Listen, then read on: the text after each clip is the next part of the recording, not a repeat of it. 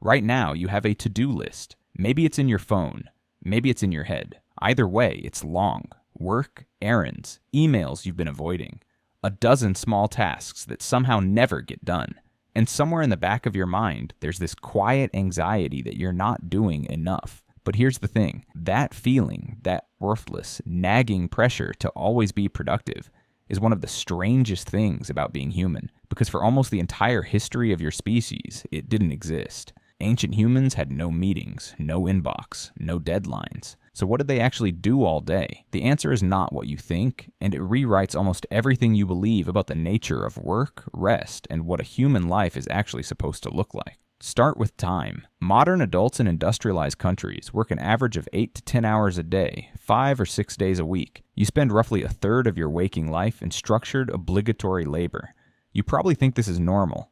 You probably think this is how it has always been. But when anthropologist Marshall Sahlins published his landmark 1972 essay, The Original Affluent Society, the academic world went quiet for a moment. Sahlins had done the math, and the math said something almost unbelievable. Hunter-gatherer societies, the people living closest to the way your ancient ancestors lived, worked between 3 and 5 hours per day to meet all of their survival needs. That's it, 3 to 5 hours.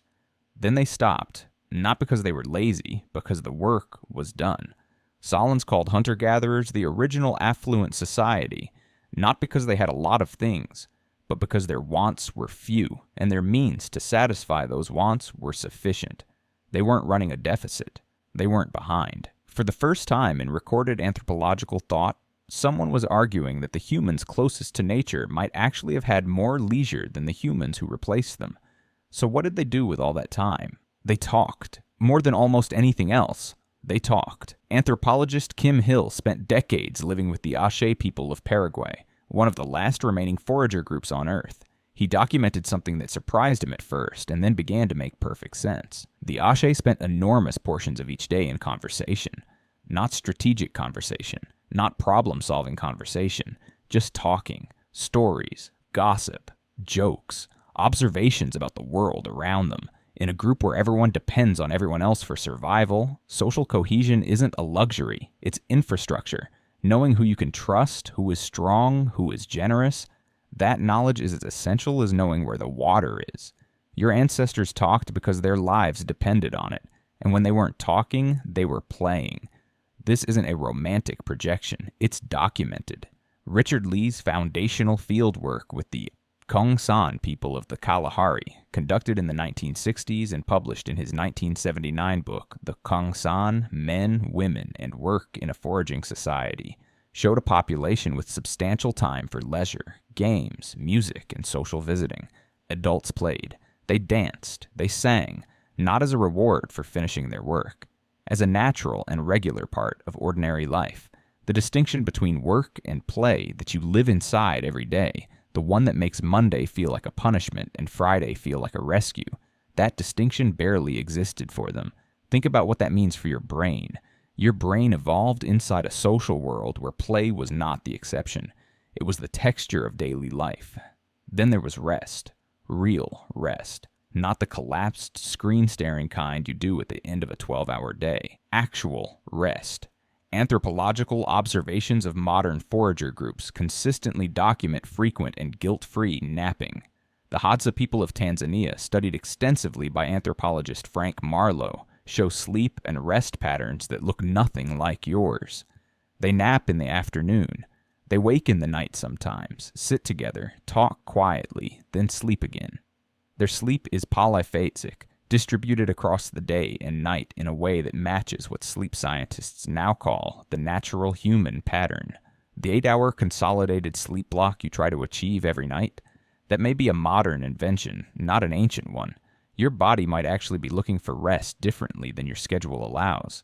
But this doesn't mean ancient life was soft. It wasn't. The 3 to 5 hours of daily effort were genuinely hard. Tracking an animal for miles across difficult terrain, digging for roots with primitive tools in rocky soil, climbing trees, hauling heavy loads back to camp. The physical demands were real and exhausting, but they were also intermittent. There was no such thing as sitting at a desk for 8 hours in a row. The body moved and rested, which it turns out is almost exactly what modern exercise physiologists recommend for optimal human performance. Your ancestors didn't go to the gym. They just lived in a way that made the gym unnecessary. There was also craft. Hunter-gatherers made things. Constantly. Tools needed to be shaped, repaired, and improved. Clothing needed to be sewn.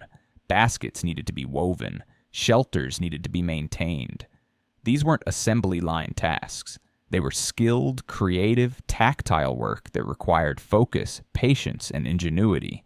And they were often done socially, sitting together, hands busy, conversation flowing. Anthropologists observe this pattern again and again. The hands work while the community connects. The task is practical. The experience is social.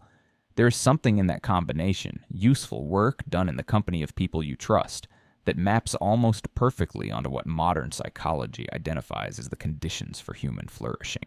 You have a word for that feeling. You call it flow. Mihaly Csikszentmihalyi spent decades studying it. That state of total absorption in a meaningful task, where time disappears and effort feels effortless. He found it in musicians, athletes, surgeons, and artists. But the conditions that produce it, work by clear goals, immediate feedback, a skill level matched to a challenge, those are the exact conditions your ancestors worked in every single day, not occasionally, routinely. And then there was the watching. Ancient humans spent enormous amounts of time simply observing the world, the sky, the behavior of animals, the patterns of plants across seasons, not as a passive activity but as a survival skill of the highest order. A hunter-gatherer who could read the landscape, who could look at bent grass and know a deer had passed, who could look at clouds and know rain was coming, who could smell the air and locate water. That person had a survival advantage that no amount of physical strength could replace. The natural world was their encyclopedia, their weather app, their GPS, and reading it required sustained, disciplined, deeply focused attention. Your brain evolved to pay that kind of attention. Deep, quiet, patient observation of a complex and changing environment. And then someone gave you a smartphone. There is grief in that sentence if you let yourself feel it. Not because technology is bad, but because there is a gap between what your brain was built for and what your day currently asks of it. You were shaped by hundreds of thousands of years of intermittent effort, rich social contact, physical movement, creative craft, and long, unhurried attention. And you are trying to perform at your best inside a system that delivers fragmented stimulation, social disconnection, sustained sedentary labor, and almost no unstructured time at all. No wonder something feels off. This is not an argument for abandoning civilization. Agriculture, medicine, infrastructure, literacy. These are not mistakes. They are miracles. But they arrived very fast. The agricultural revolution began roughly 12,000 years ago. For context, your species is at least 300,000 years old. You've been a farmer for about 4% of the time you've been human. Your biology hasn't caught up. Your nervous system is still running ancient software on modern hardware. The anxiety you feel about not being productive enough, that's a recent invention. Your ancestors didn't feel it because productivity wasn't a virtue they had constructed. There was no surplus to accumulate, no quarterly targets, no performance review. There was food or there wasn't. There was safety or there wasn't. And when the immediate need was met, the work was over. Not paused. Over. Anthropologist David Graeber spent years arguing that many of the tasks that fill modern working life are, by the standards of any evolutionary accounting, essentially meaningless. He called them bullshit jobs, roles that even the people performing them privately acknowledge produce little of actual human value. That is not a judgment on anyone. It is a structural observation. The modern economy generates work the way it generates everything else. Vertices, in quantities that exceed what any organism evolved over millions of years of scarcity could have anticipated or been designed to find meaningful. Your ancient self had a different problem. Not too much work. Too little food. And yet the people living in that world, the people sitting around fires at night, talking and laughing, napping in the afternoon heat, watching birds, making tools, raising children inside communities that knew every person by name, those people were not miserable.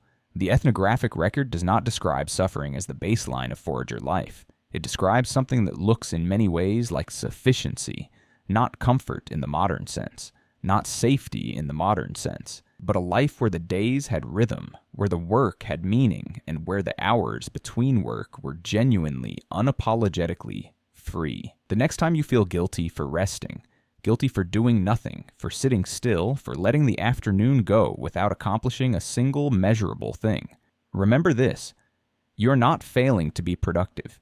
You are succeeding at being human. That guilt you feel is new. The rest is ancient. And for almost the entire history of your kind, the afternoon belonged to you.